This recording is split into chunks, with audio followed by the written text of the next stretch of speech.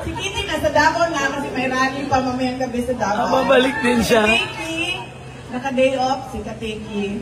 Ang kasama lang namin si Katingko. Ayan, si Katingko. Uy, pogi.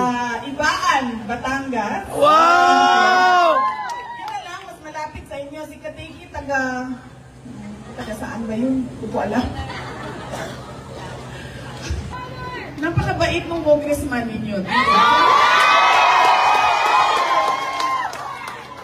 Yung kalaban ba niya?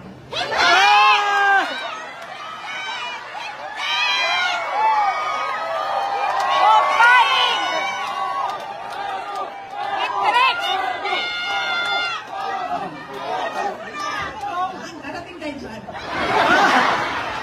Muli! Nag-warm up ako eh. Kakakapay ko lang eh. Tigilin mo na! Sana ba ako? Ayun! Ang galing sumayaw! Ang galing kumanta! Pero yung sa inyo dito, hindi magaling sumayaw! At lalong hindi magaling sumigaw!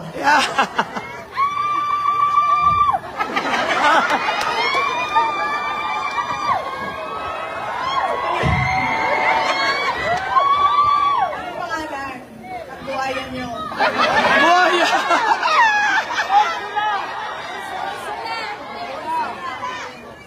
Trabaho mo na ako. Kita, nabigyo. Nagbibigay ng pera tapos may ganyan sa ulo. Tapos ganyan sa ulo.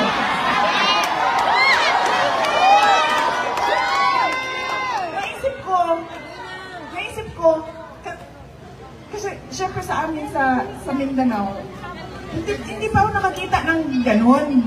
Parang bigay pera, tapos ganyan sa ulo, tapos bigay pera, ganyan sa ulo. Sabi ko pa, ano ito? Oo ha, ninang mo ako ang magbibinyag sa'yo.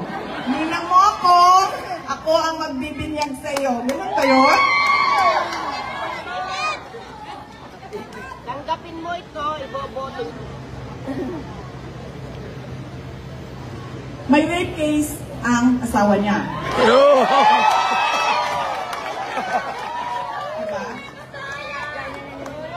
May rape case ang asawa niya.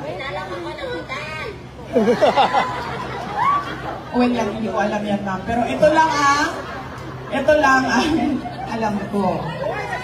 Ang asawa ko ay abogado. Meron siyang mga network ng mga abogado din. Lumapit siya sa asawa ko. Unang kaso, merong isang kaso na natapos ng mga abogado, pahirapan sa pagbayad sa serbisyo ng abogado.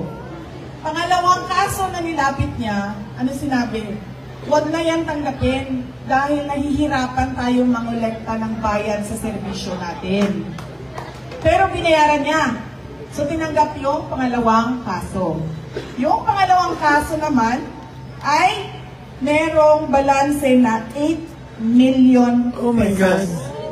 Paulit-ulit na pinadalhan ng bill ng abogado. Bayaran mo dahil natapos na namin yung kaso. Bayaran mo dahil natapos na namin yung kaso. Hindi na nagbayad hanggang sa